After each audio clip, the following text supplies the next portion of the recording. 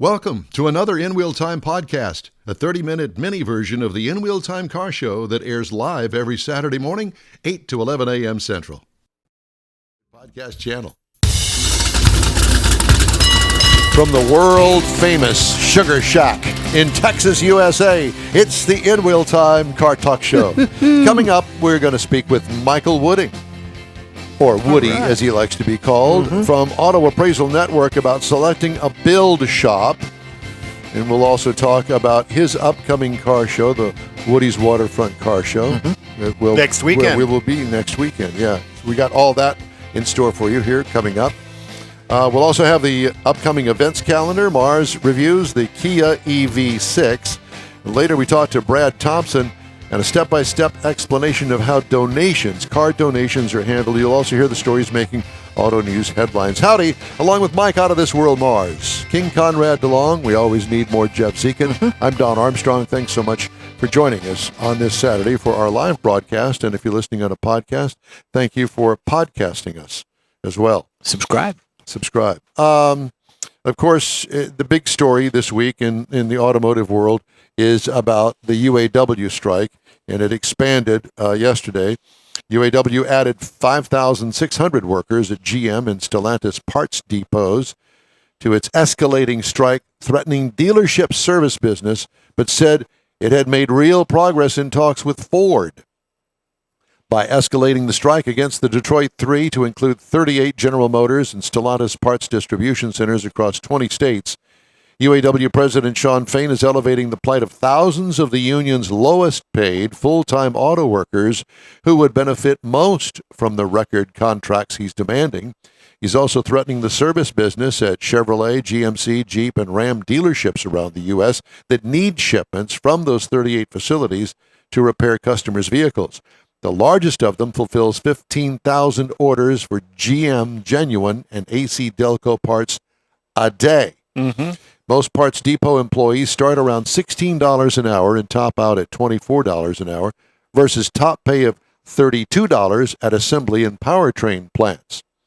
If put on the same pay scale as most other workers and given raises totaling 20% as the automakers have proposed, some workers' wages would nearly double by 2027 to about $40 per hour. If you don't think that that'll affect the price of your car when you go to buy a new car, you're smoking crack. Yeah, exactly. So the strike continues, and my guess is that it is going to get uglier before it gets pretty. You know, and you talked about just in time, which is called JIT, just in time, and it's Taiichi Ono is the Japanese, because they created the just in time. Right. It's called Taiichi Ono. That's how they pronounce it. Oh, no. It's O-H-N-O, so it's Ono. Ono, however it's pronounced. Yeah. Well, it's going to be a continuing thing, and it's all over automotive news. It's all at making national news clearly. And as it grows exponentially across all of these. Well, and they're both taking shots at each other. You know, they've added these parts warehouses to strike now. And the manufacturers, because Ford, GM, and Stellantis have all announced closures of certain assembly plants. So as the UAW strikes to impact the profitability of the manufacturers, which is their intent, that's why they do these selective strikes, the manufacturers are shutting down assembly plants so that those employees' incomes don't fund the union and the union strike fund. So they're both. It's a wicked balance. Yeah, and these independent suppliers, what are they going to get out of it? Screwed. Well, exactly. Oh, support us, but go away later. Yeah, you know. You talked about the small parts, the third tier parts guys.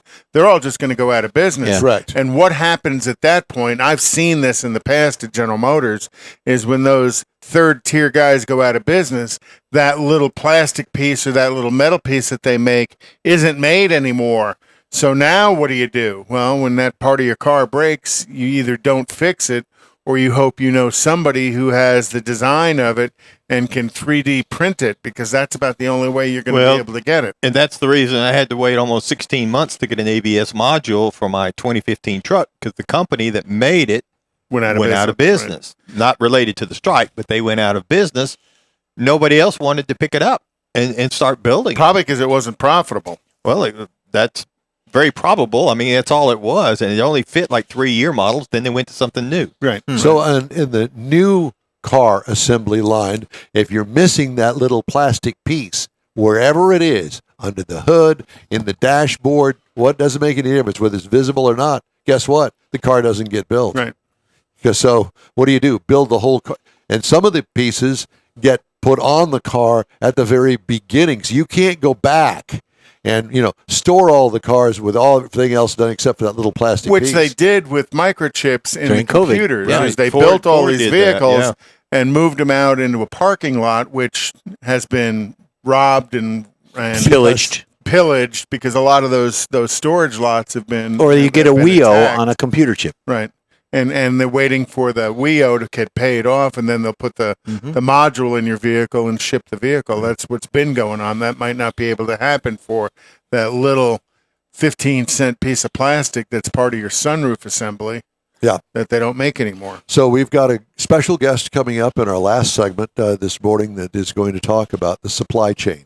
And he's It's going to be good. well versed in the supply chain and the problems that the strike is going to cause. It's a ripple effect that's going to go through the entire industry. And they both sides understand how that ripple effect impacts them. But in the meantime, and in between time, To talk about We ripples. got a Woody. we do. We got a Michael Wooding. Good morning, Mr. Wooding. How are you, sir? Hello, fellas. How you doing this morning? Well, we're very good, thank you. It's great to have you with us. Michael Wooding is with the Auto Appraisal Network. So if at any time that you need to have an appraisal done on your car, and there are various and sundry reasons for having an appraisal done on your car, you're going to talk to Michael Wooding, who does an official appraisal. Tell me about the appraisal. There are different levels of it. Go over those, will you?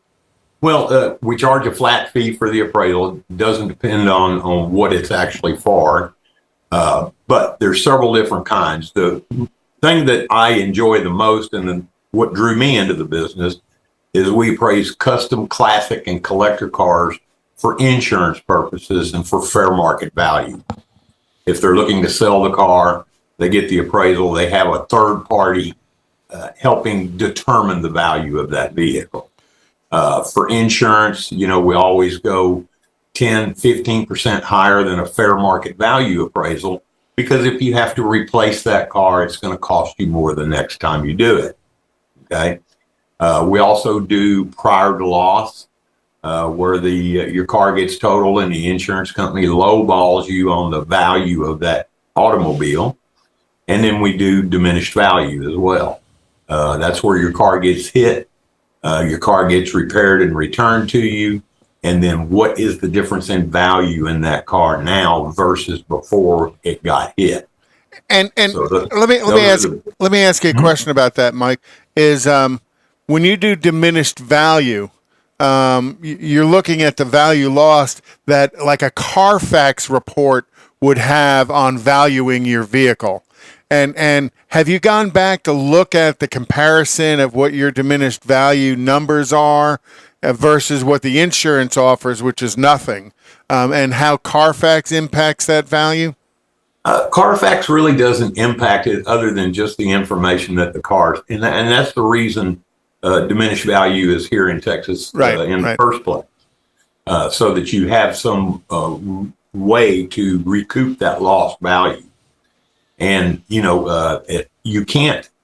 don't get that from the insurance company. To get diminished value, you have to have a third party involved, and you go after that third party for your diminished value. Okay. Then the insurance company will step in there and usually pick up that cost. So let's change gears here and let's talk about building a car. Whether you're restoring it, whether you're hot rodding it, no matter what it is, how do you determine whether the build shop that you have chosen is trustworthy?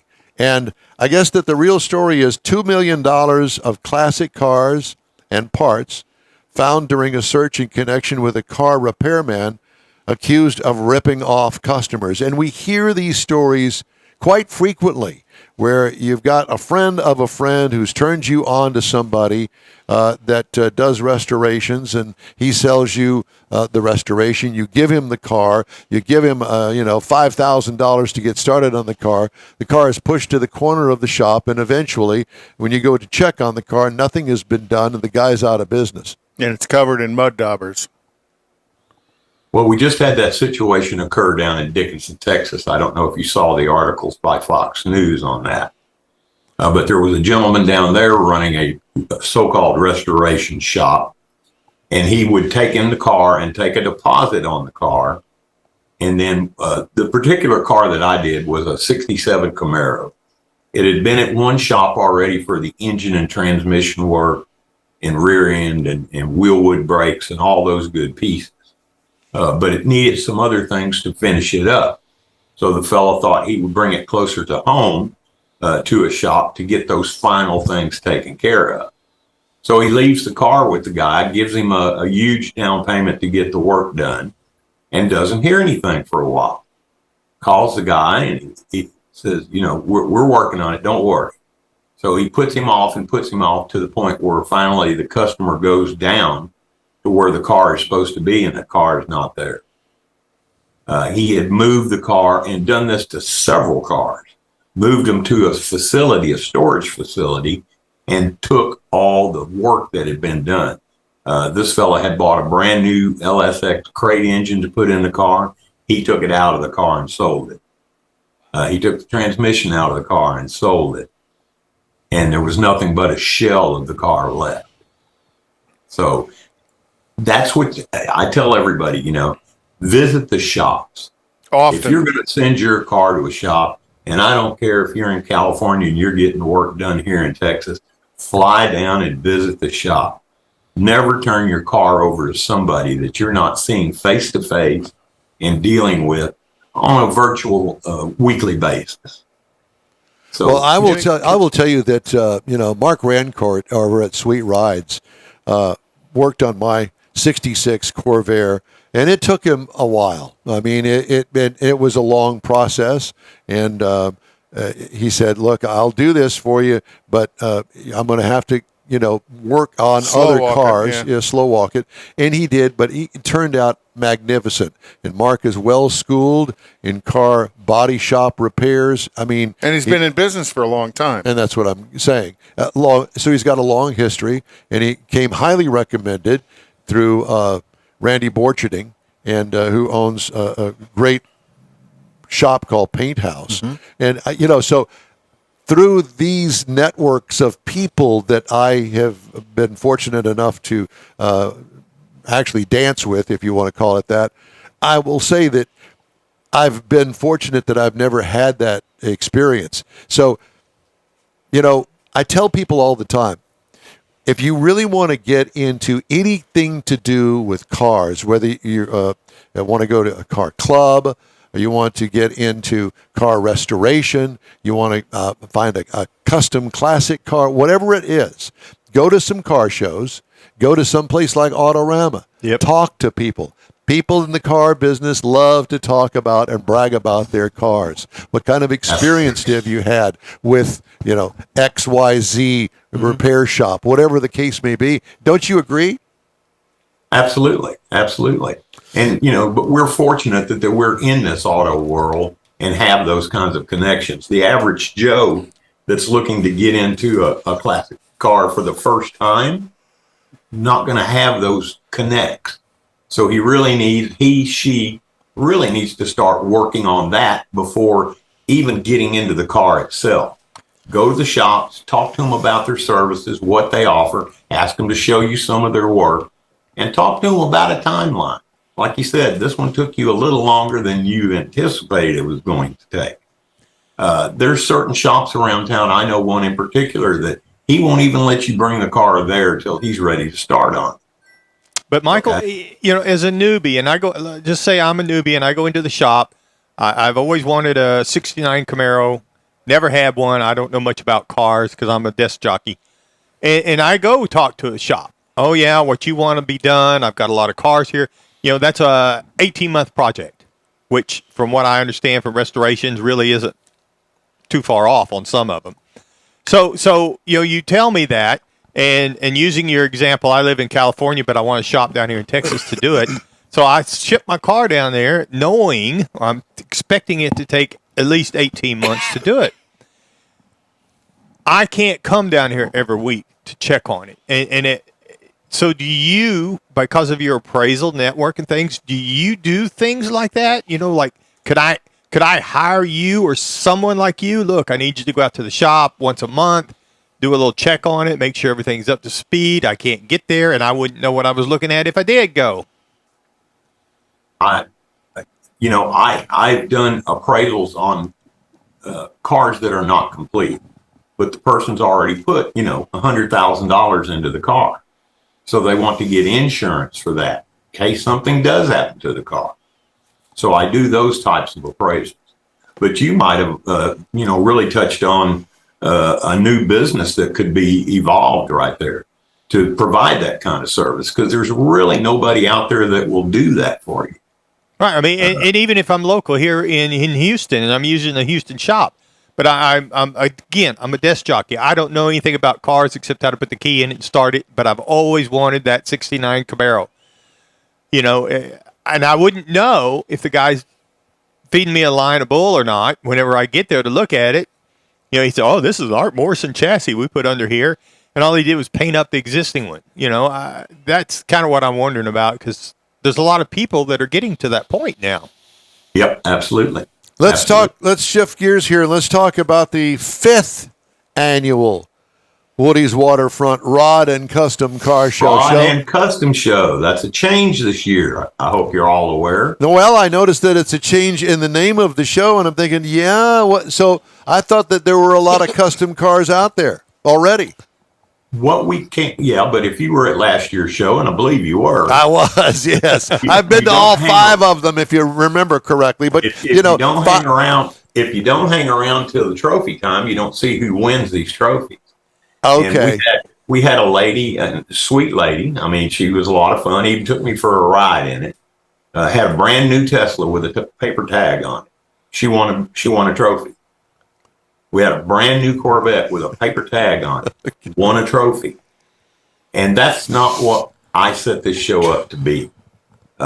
Just because you got a pocket full of money and go buy a new car, you're not the people I'm looking for.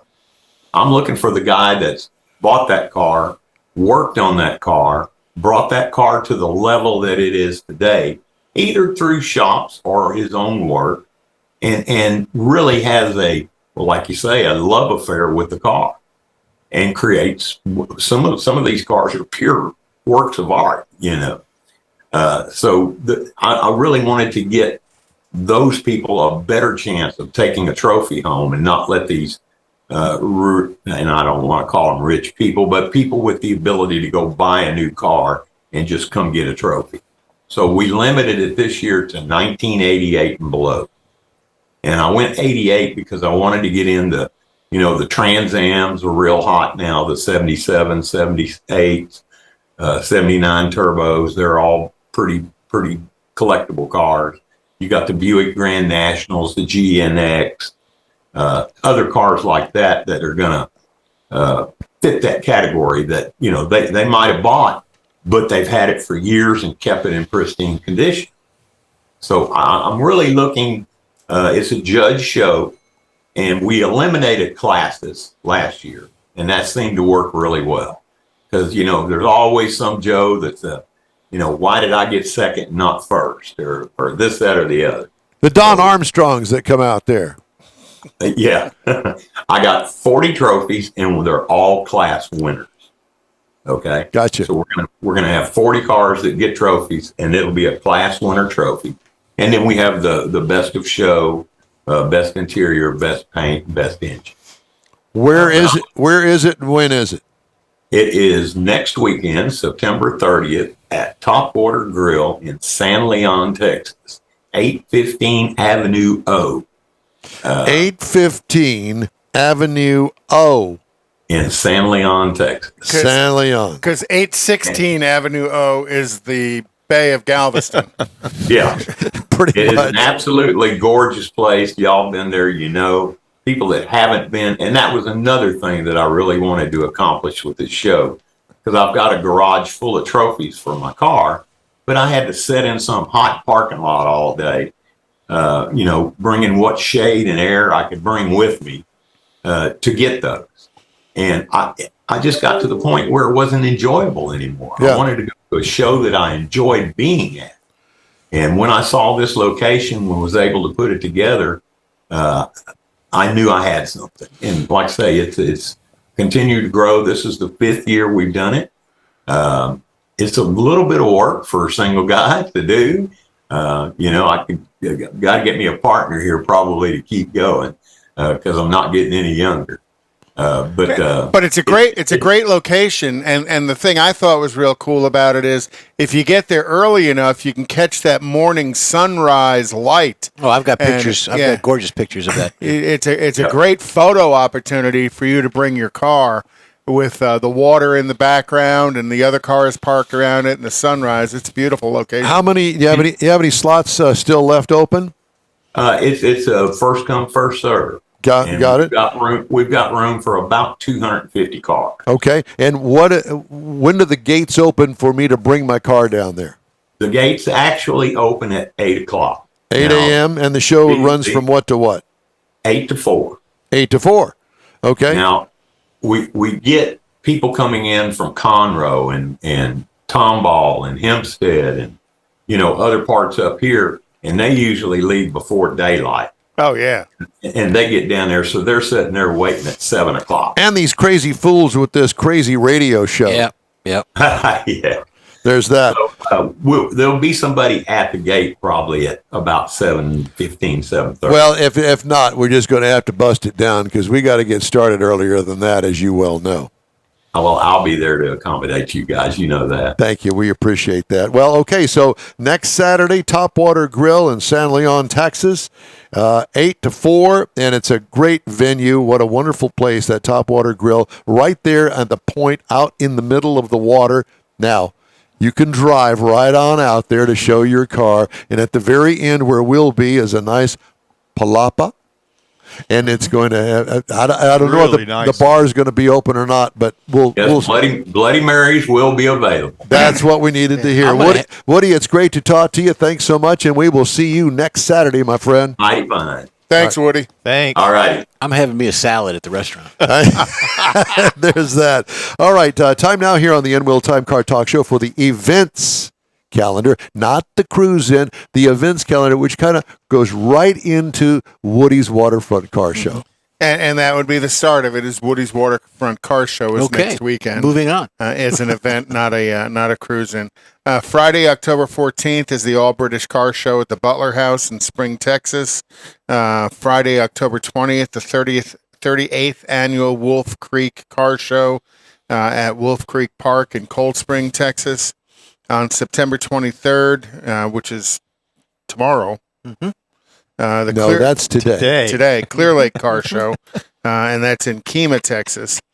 And for Mars and his ilk out there in Nederland. You got ilk? I have ilk. Ilk. Put some ointment on The it. Nederland Avenue Cruise-In starts at 8 a.m. on September 30th. Everyone who's arrested by the Popo can come on out, and if you're not thrown in jail out there in Nederland, you can go up to Silsby for the Silsby Cruise-In on the 29th through the 30th. That's Friday and Saturday night at Kirby Memorial Stadium. So Mars has got stuff to do. All right, and right now, speaking of that, Mr. Mars has a car review here on the N-Wheel Time Car Talk Show, and that would be on the Kia EV6. Yeah, do. And I got lots to say, so I'm going to talk kind of fast. I'll just say, because you ain't got much time. We're talking about the 2023 Kia EV6 GT all-wheel drive. Now, the GT is one of the 4 trim levels that are on this vehicle. It's kind of a weird year. They're actually dropping the base model, which is the light, and they're adding the GT as the new one. So it'll end up being with just 3 trim levels on this. It's what the best I could describe it as a performance crossover SUV. It's like this little hot rod.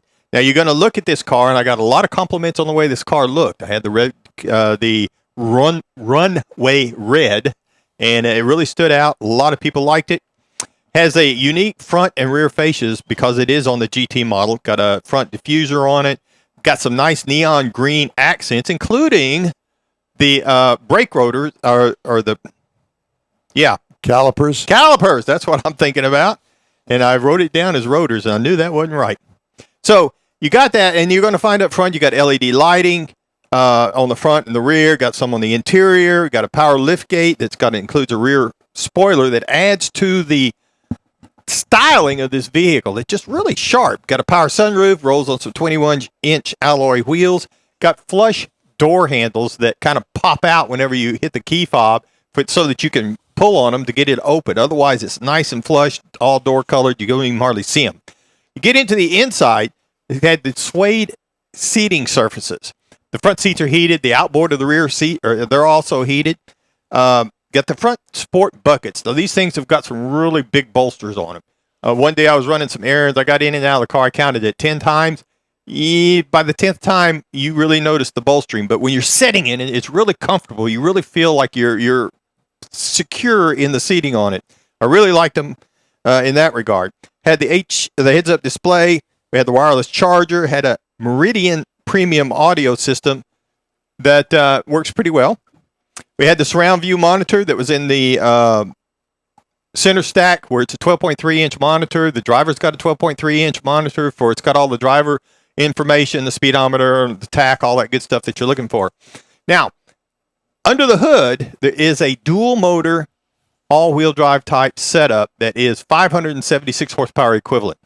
Now, 0 to 60 times, according to Kia, is 3.4 seconds, which actually beats out the Mustang Mach-E in time.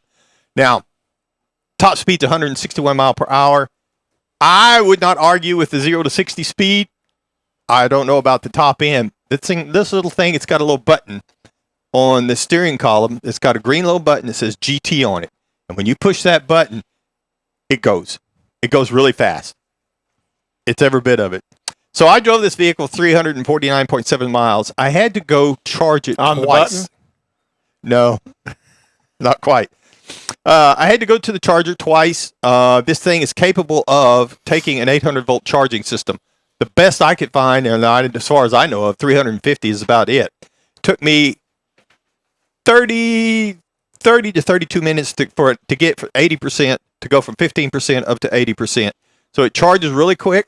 There's 3 different driving modes on it. There's Eco, Comfort, Sport, and the GT drive mode, and a my drive mode where you can custom set it for the settings that you want on it, impacting the suspension and how the transmission reacts. There's a lot of different things it'll do for you. The thing that I noted, and I called Don about this, because the first time I had to get ready to charge it, I said, well, I'm going to plug it into the house and let it charge for a little while. So I went to look for the cable. There is no cable. I found an adapter that I was talking to you about, but you got to have a male-to-male charging cable. So I went and borrowed one from a guy I knew that had one, and I went to plug it in. Lo and behold, that adapter is actually what they call a V2L adapter. Now, that is to export a charge out of the car. If you want to run so something, you could run your power saw. Exactly. Or But it's whatever. not to charge it. So there's no home charging cable available unless you go to Amazon or the dealer. It runs $119 to $230 on Amazon to be able to charge your car at home without installing something. Price-wise, you're looking at the base model price. You can get an EV6 for $46,200. That's the light if you can find it. If not, you have to buy the Wind model at $48,700, which is now going to be the new base model.